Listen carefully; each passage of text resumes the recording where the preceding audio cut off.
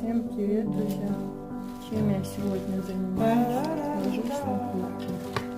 Хочу сделать небольшую заморозку зеленого борща, чтобы в любой момент пакетик вытащить и приготовить. Здесь у меня пучок зеленого лука, 2 пучка больших щавеля и 3 пучка петрушки. Пучки были не очень большие. Укропа, к сожалению, нету свежего. Но есть в холодильнике баночки нарезанные, если что, можно добавить.